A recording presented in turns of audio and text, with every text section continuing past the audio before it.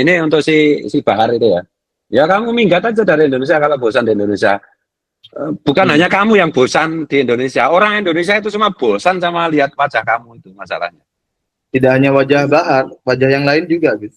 Habib itu kalau dibilang Islam ya sulit gitu loh. Ya itu agama baru, umrohnya ke Tarim. Tuh tawafnya kan di makamnya si siapa itu Fakih Muqaddam itu, ya toh? Iya, Kalau iya. kita kan, kalau kita umroh itu kan ke Mekah, ya toh? Kalau kita Hmm. ziarah kan ke Medina. Nah itu. Nah, kalau mereka kan bilang nggak usah ke Medina, nggak usah ke Mekah, di Tarim itu sudah lebih dari itu kan gitu toh? Mereka ngaku Islam, ngaku Sunni, ngaku NU. Mereka itu sebagaimana ajaran Dajjal. Dajjal kan matanya satu, jadi melihat kebenaran itu setengah. Iya. Talbisul haq bil batil, mencampurkan yang benar dan yang sesat. Nah mereka itu Hmm. kan pandai sekali membuat oplosan kebenaran dengan oplosan kesesatan. Sehingga masyarakat awam secara umum itu tidak memahami itu bahwa ini aliran yang sesat. Kalau di dalam penelaan Gus Fuad, ini klan Habib Alwi ini beragama Islam atau agama Al-Yamani atau agama kalau dalam istilah saya adalah TAI, Tarim Institute of Ideology, sesuatu yang berbeda dengan Islam itu sendiri atau secara khusus berbeda dengan Ahlussunnah wal Jamaah. Gimana ya, Fuad? Ya kalau saya itu Habib itu punya agama sendiri. Hmm. Udah loh. Kalau misalnya kita Mamunji itu mencurigai mereka itu Syiah, saya juga nggak terlalu setuju karena mereka itu setengah Syiah, setengah Wahabi, setengah Ahlussunnah, setengah setan, setengah Dajjal. Lagi itu masalahnya. Jadi menurut saya itu gabungan kayak kalau mungkin di India itu ada agama Bahai itu loh. Gabungan Eh, antara Islam, Hindu, Buddha, apa kan itu jadi Bahai kan itu. Nah, oplosan Habib ini gitu. juga agama oplosan itu. Enggak, silakan Gus. Jadi ajaran-ajaran mereka itu kan bertentangan dengan mainstream di Sunni dan juga bertentangan dengan Syiah juga menurut saya. Tapi mereka ngambil unsur-unsurnya Sunni, unsur-unsurnya Syiah, unsur-unsurnya komunis, unsur-unsurnya ya itu tadi halusinasi itu. Ya. Ya bagaimana mungkin mereka itu masih bisa dianggap Islam karena nabinya orang Islam itu apa itu mi'rajnya itu cuma sekali seumur hidup, sementara ulama mereka itu 70 kali dalam satu malam. Ya Hmm. kan gitu. Ya. Misalnya gitu ya. Bagaimana mungkin misalnya apa itu di dalam mitos ya, di dalam kisah tentang Rasulullah terlepas dari pro kontranya, Rasulullah itu kalau buang air besar, air kecil itu tidak ada bekasnya gitu. Sementara tainya Habib itu jadi emas loh gimana? Iya. Lebih aku Islam. Ya gitu. Iya, iya. Bom Isni, Assalamualaikum, Martapura Kalsel hadir Gus. Waalaikumsalam warahmatullahi wabarakatuh. Saja sangat layak. Bom Isni, ya, apa ini? Yo, ya review, Waalaikumsalam, kopi udut bang. Oke, monggo ngopi. Gavin, Waalaikumsalam. Pemburu celeng, setuju dihukum mati atau dipulangkan ke habitatnya ke gurun Yaman. Oh Bom ya ini Isni, si siapa itu si Bahar itu kemarin ada video yang ngomong Indonesia itu apa itu karena keadaan begini dia itu bosan apa itu hidup di Indonesia karena penuh dengan ketidakadilan macam-macam. Nah ini untuk si Bahar itu ya. Ya kamu minggat aja dari Indonesia kalau bosan di Indonesia.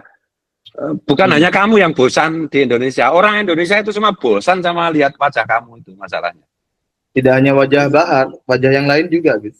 Oh iya Wajah betul. itu Betul betul juga ada betul. itu Habib yang berceramah di Tarim mengatakan ceramahnya di Tarim ya, Hmm. mengatakan bahwa di Indonesia itu penuh fitnah. Tarim ini apa ya, penuh berkah begitu.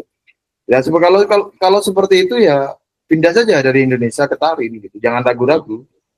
Kalau ingin membahagiakan rakyat Indonesia, nah caranya salah satu caranya adalah pindahlah kembalilah ke Tarim. Betul, Ketarim kan di sana hujannya aja kan susu, ya kan? Susu. Iya, toteng grundul. Ya.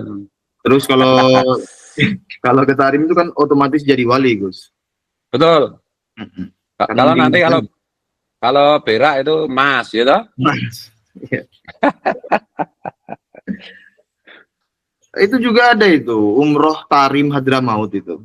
Nah makanya saya bilang, Habib itu kalau dibilang Islam ya sulit gitu loh. Ya itu agama baru, umrohnya ke Tarim. Tuh tawafnya kan di makamnya si siapa itu Fakih Muqaddam itu, ya toh? Iya, Kalau iya. kita kan, kalau kita umroh itu kan ke Mekah, ya toh? Kalau kita Hmm. ziarah kan ke Medina, nah itu. Nah, kalau mereka kan bilang nggak usah ke Medina, nggak usah ke Mekah, di Tarim itu sudah lebih dari itu kan gitu toh? Iya, iya, iya. Nah, iya bahkan Rasulullah katanya itu tidak di Medina, seringnya di Tarim kan banyak ceramah Tarim. seperti itu.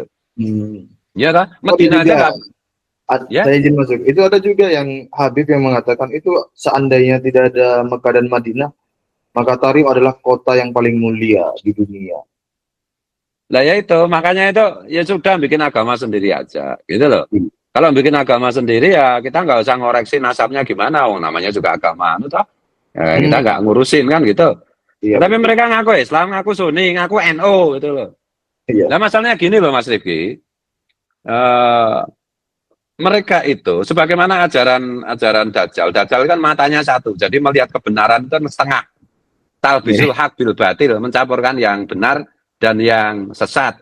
Nah mereka itu Hmm. kan pandai sekali membuat oplosan kebenaran dengan oplosan kesesatan. Sehingga masyarakat awam secara umum itu tidak memahami itu bahwa ini aliran yang sesat. Bahkan kiai-kiai ulama-ulama banyak tertipu. Gitu. Nah kiai ulama yang tahu yang tidak tertipu, nah itu pengecut. Masalahnya kan gitu. Ya, jadi kan si malakama ini. Iya. Kiai yang paham bahwa ini ajaran Habib itu adalah talbisul haq bil batil. Hmm. Apa itu perwujudan dari ajaran Dajjal yang tahu dan berani itu sedikit ngomong gitu. Yang berani ngomong sedikit. Kebanyakannya mencari aman. Kebanyakannya Iya. pengecut gitu. Dan mereka teriak-teriak katanya Pak Jokowi itu merusak negara, melanggar hukum. Mana pelanggaran hukumnya? Mana merusak negaranya? Jangan asal bacot kan gitu. Nah Hmm. itulah yang saya maksud terkonfirmasi bahwa kasak kusuk di dunia intelijen sejak saya mendengar sejak tahun 2009 itu bahwa Iya. kelompok-kelompok radikal itu memang difasilitasi oleh intelijen asing terutama CIA. Sekali lagi saya tidak anti CIA loh. Saya sedang membela bangsa saya gitu loh. Hmm. Bahwa semua kekuatan intelijen luar itu pasti berusaha melemahkan Indonesia dengan cara melemahkan apa itu pemerintahan yang sedang berkuasa maupun menghina-hina pemerintahan yang lalu-lalu termasuk pemerintahan yang dipimpin oleh Pak Jokowi dan yang sebelum-sebelumnya kemudian juga sampai kepada leluhur-leluhurnya gitu. Ini Hmm. bagian dari melemahkan mental bangsa Indonesia. Nah ini Iya. KBP ini perannya sangat besar dalam hal itu. Apalagi Jadi, rasisme yang diajarkan mereka itu. Iya. hmm. Jadi kalau dulu klan Habib Alwi ini jadi antek penjajah Belanda, sekarang mereka jadi antek kekuatan luar negeri untuk menjajah Indonesia, begitu ya, Gus? Ya itu jelas mereka itu anjing-anjingnya apa itu intelijen luar gitu loh. Nah kalau kita misalnya teringat bangunlah jiwanya, bangunlah badannya. Nah kita itu merdeka itu kan untuk membangun jiwa bangsa Indonesia yang sekian lama menjadi inlander, menjadi inferior karena dijajah. Nah ini sementara yang dilakukan oleh Habib Alwi itu semuanya itu merusak jiwa bangsa Indonesia dengan rasisme mereka, dengan mereka apa itu minta disembah, minta dijilat pantatnya itu merusak mentalitas bangsa Indonesia. Iya, Gitu. iya, iya.